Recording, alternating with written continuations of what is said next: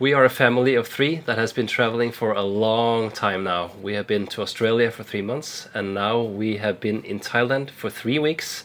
And we will today talk about 3 things that we learned.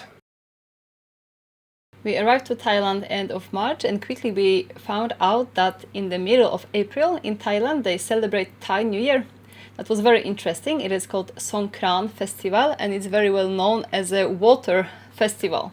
And I was at least surprised. I'm not sure if you were surprised, but you came up with water guns and you came up with some folders or a little bag that was waterproof for our phones, and said that we now must go out to the street and have a Water fight. water fight with the neighborhood. And I like that. So that was cool of the hotel to do that, and I was surprised that so many Thai were celebrating this.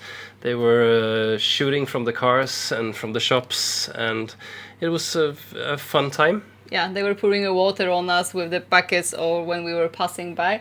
And that's a very traditional way of celebrating those days. It's lasting for 3 days, I think. Yeah.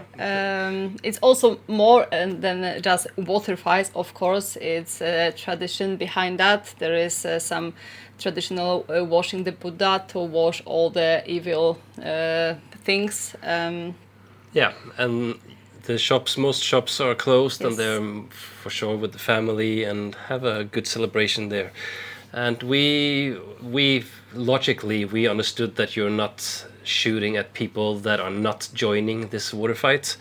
But we have now seen a lot in social media that a lot of people from other countries, they think they can do it to whoever and a lot, and just be mean. And I'm really sad to see that, because we had such a fun time here in our streets, and then I see what's going on in Penang or somewhere else In bigger places, yes. where there's a lot of young men, and they just want to do a lot of shitty things to people, and there's fights and police. And I read that that's something that has been going on for some years now, and it's getting worse and worse. So that's sad to see. But for us, it was a fun time. Yes. The second thing is how to use a toilet in Thailand. It can be different than we are used to do in Europe or in Australia. I don't think, Tommy, you're a big fan of that. So when you're going to the toilet in Thailand, you see a bucket on the side of the toilet here, and then you sit down, and then they say, please do not flush toilet paper.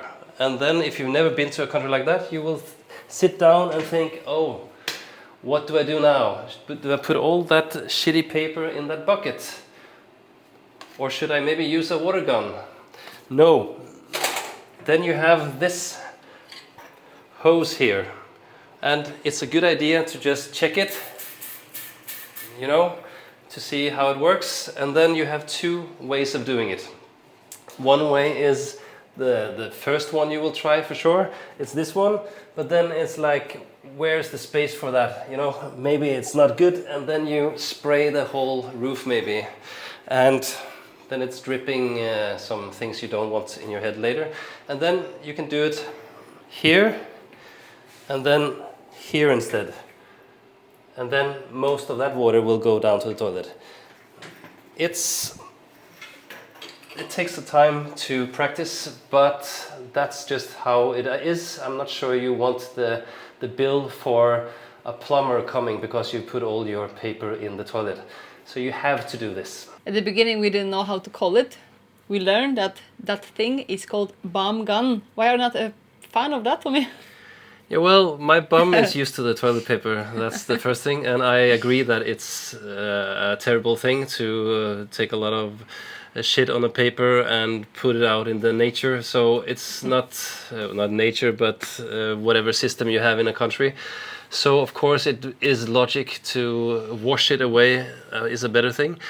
And first, I saw some videos on YouTube how to use it, and I tried it, and well, that's okay, but at least my bum is not totally clean afterwards. And then you have to then use toilet paper. That's very thin in Thailand, so then Yes. it's getting destroyed while you end up. And then sometimes I also have to take a shower afterwards. So then it's like a big project, and maybe that's why I'm not going to the toilet anymore now. So now that's a problem because it's such a project. So it's good for the environment, and maybe I could get better practice and then do it better. I don't know.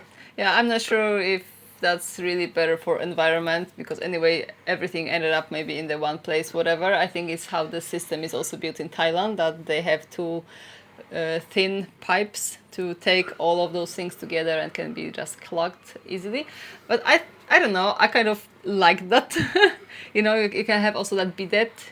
Yeah. Bidet? Bidet, yeah. So maybe this is a better solution. You find it in European houses as well sometimes. Yeah. Yeah, but that's the funny thing that you said, that we had to search how to use that actually. So like, what should I do with that? So hopefully our instruction here has helped some of you guys. I have been a lot to Greece, and they have some problems still there also, I think. And but then I have been used to that bucket, and then you just have a bucket full of shit, and then you need to empty that very often. So yeah, then the washing is at least better than a bucket of shit in your house. Yeah. The third thing we want to talk about today is how to plan a trip. And Magda has been the logistic responsible for everything, and I've just said to her, well, please tell me when you have found out a solution, and please show me what place you have found and how to get there. And we have always had in mind that we need to be where you can have a kid, so it is kid friendly, and we have talked about that in most of our videos. But in Thailand, it is a different kind of way of thinking, I think, and that's in many countries that are not as developed as Australia. It's another way of thinking of what is kid friendly, because you can think that it's kid friendly because it's close to the beach. Well, how often are you at the beach? And if it's not all day, then it's okay. We need a swimming pool. Okay. Is there anything else you want? Yeah, well, it's good to have some shops nearby. Okay, then we find that. But then you don't think about what kind of street, what kind of traffic do you have on that area that you are on. And then we have experienced so many things in those 3 weeks, and we have actually moved 3 times. It's a lot of threes today. And because one place had one thing that we said, this is the best, and then you don't have the other thing. So Kata is really not kid friendly, even though a lot of people say it on the internet. I can for sure say that that place is not good to walk around in with a kid because of the traffic. Yes, I agree. There is no walking paths almost at all. If there are any, then usually they have some scooter, motorcycles just parked half of using the part of that walking path. So I don't know how people are walking with their kids in the strollers, for example. We saw some as well.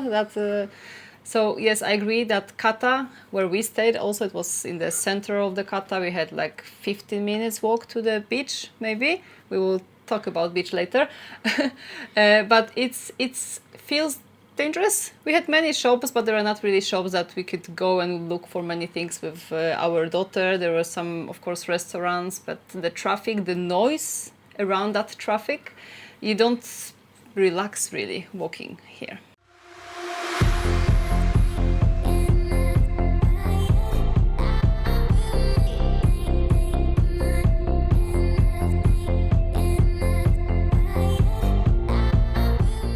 One of the last days of our trip in Thailand, we went to another beach that we drove by from Kata, and then we said, okay, we can give it a last try to go to a beach. And then both of us just were agreeing that this is the place we should have been, because that's what I thought about. I know that Phuket is a crowded tourist, like it's exploded with tourists the last 20 years. I knew that. But this is more of what I think about, like more of a Spain, Greece feeling, where it's nice to be at the beach, not overcrowded. You have some beach shops and it's more calm, it's not a lot of noise. Plenty restaurants near the beach with reasonable prices.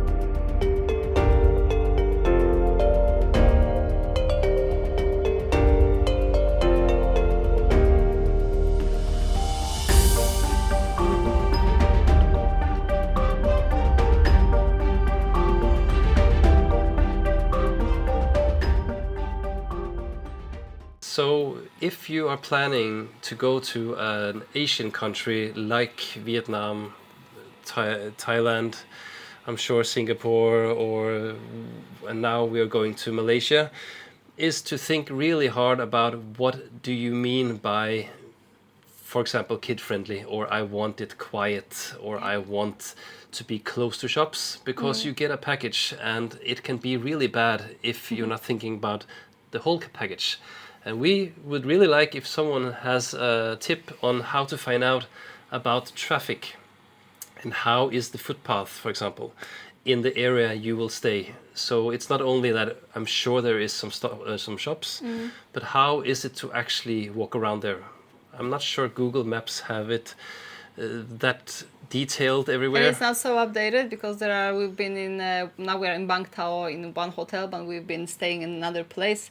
And that area is developing really heavily. There are many things happening there. And the Google Maps, you cannot see that. You say, okay, I can walk here, but then you really see how it's looking. Yeah. And I found out the second place we were, it was a fantastic paradise of a hotel. It was the best I have ever seen, and even on internet. It was so beautiful. Yeah. But they were constructing hotels all around. The whole area was just building sites, and it was trucks and it was noise everywhere. So yeah, you don't really know what's happening because it's really developing in Thailand very fast. So you don't know what kind of area you're going to. So any tips, we would appreciate it for our future trips. Yeah. And next video will be from Malaysia, Kuala Lumpur, and then it's a totally different kind of vibe. It's in the middle of a very, very big city that I'm sure is beautiful when you have all the lights on, and we will do a lot more amazing stuff there than we have been doing in Thailand. Yes. It's a bit more of complaining videos we've had here, and we will now look forward to making some stuff that is more positive and visually stunning.